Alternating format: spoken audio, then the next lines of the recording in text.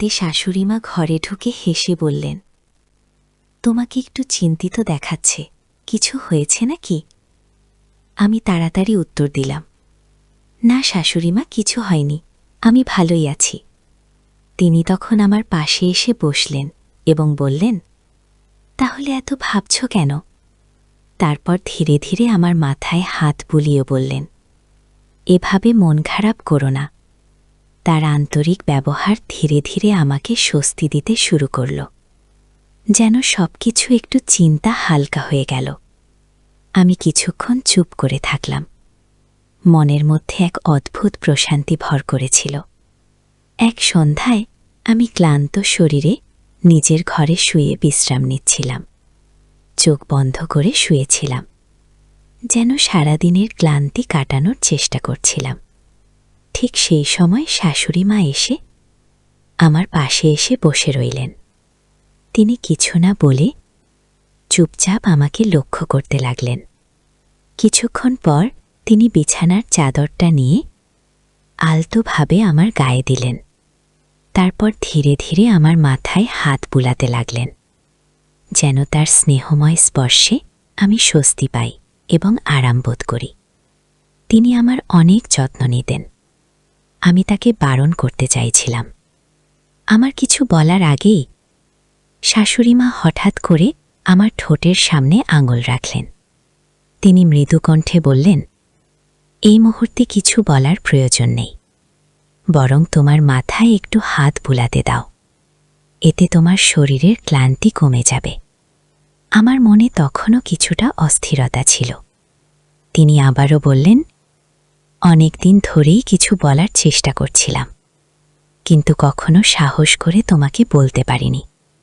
তারপর তিনি, হ্যালো বন্ধুরা, তোমাদের সকলকে আমাদের আজকের একটি রোমাঞ্চকর গল্পে স্বাগতম। আশা করছি গল্পটি তোমাদের ভালো লাগবে। গল্পটি শুরু হয় যখন আমি শহরে এসে শ্বশুর বাড়িতে থাকতে শুরু করি। আমার বয়স তখন 24 বছর। আমার মা বাবা অনেক কষ্ট করে আমাকে উচ্চশিক্ষা দিয়েছিলেন।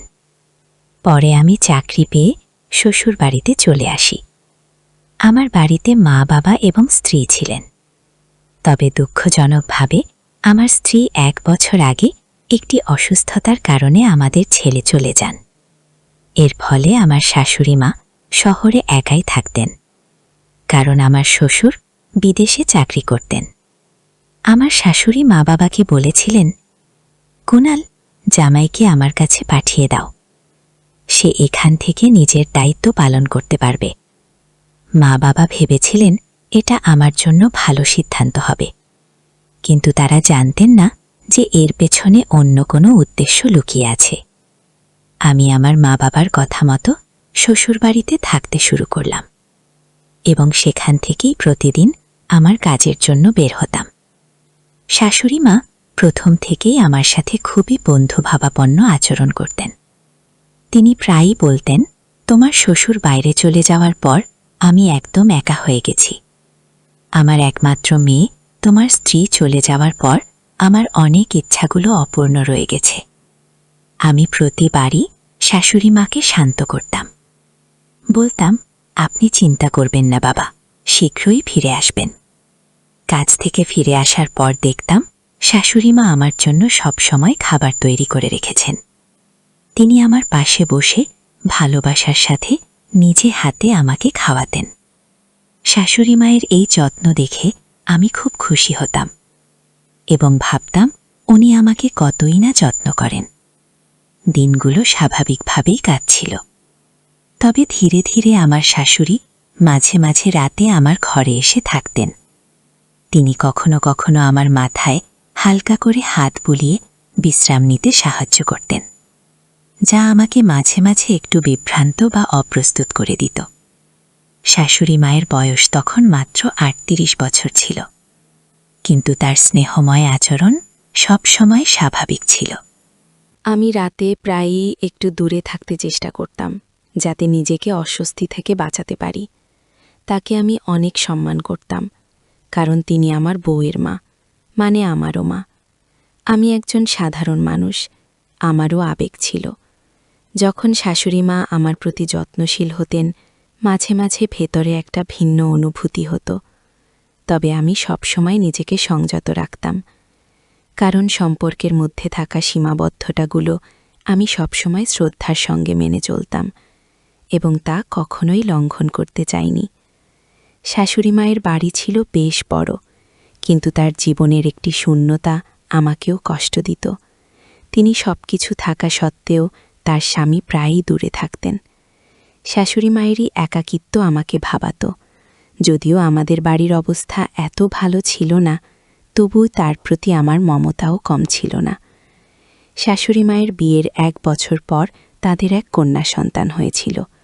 যখন সে মেয়ে 18 বছর বয়সে পৌঁছেছিল, তখন তার সাথে বিয়ে হয়। কিন্তু বিয়ের 1 বছরের মধ্যে সে অসুস্থতার কারণে আমাদের ছেলে চলে যান। এর ফলে আমার শাশুড়িমার আর কোনো সন্তান ছিল না।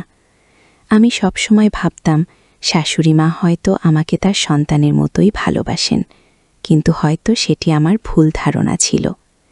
শাশুড়িমা প্রায় রাতে আমার মাথায় হাত বুলিয়ে বলতেন, তোমার শ্বশুরের খুব অভাব অনুভব করি। আমি তাকে শান্ত করার চেষ্টা করতাম। বলতাম শ্বশুরি কাজের কারণে বিদেশে গেছেন। যদি তিনি দেশে কাজ পেতেন তাহলে কখনোই আপনাকে ছেড়ে দূরে যেতেন না। যখন তিনি ফিরে আসবেন তখন আপনার সব চিন্তা দূর হয়ে যাবে। শাশুড়িমার সব কথা শোনার পরও মাঝে মাঝে বলতেন, তুমি কি আমার কিছু আশা পূরণ করতে পারবে না? আমি সবসময় বিনয়ের সাথে উত্তর দিতাম, শাশুড়িমা, আমি তো সবসময় আপনার পাশে আছি, যে কোনো সময় কিছু দরকার হলে বলবেন। তবে তিনি হয়তো অন্য কিছু বোঝাতে চাইতেন, যা আমি তখন সঠিকভাবে বুঝতে পারতাম না। যদি আমি আগে তার ইঙ্গিতগুলো বুঝতে পারতাম, তাহলে হয়তো ভবিষ্যতে এত জটিল পরিস্থিতিতে পড়তে হতো না। এক গ্রীষ্মের দিনে আমি কাজ থেকে একটু তাড়াতাড়ি বাড়ি ফিরেছিলাম। প্রচণ্ড গরমে আমি পুরো ঘামে ভিজে গিয়েছিলাম, তাই দ্রুত আমি শাওয়ার নিয়ে বাইরে এলাম। দেখি শাশুড়িমা ঘরের মধ্যে বসে আছেন, হাতে একটা তোয়ালে এবং আরেক হাতে ঠান্ডা শরবতের গ্লাস। তাকে দেখে আমি জিজ্ঞাসা করলাম, আপনার কি কিছু দরকার ছিল? তিনি হেসে বললেন, না, তুমি এত গরমের মধ্যে কাজ থেকে ফিরেছ, তাই তোমার জন্য ঠান্ডা শরবত এনেছি। তিনি শরবতের গ্লাস নিয়ে আমার পাশে এসে বসলেন এবং আমার শরীর তোয়ালে দিয়ে মুছতে লাগলেন। আমার একটু অস্বস্তি হচ্ছিল, তবে আমি চুপচাপ দাঁড়িয়ে রইলাম। শাশুড়িমা আমাকে দেখে হেসে বললেন, তোমার শরীর বেশ সুস্থিত, তুমি কি জিম করো?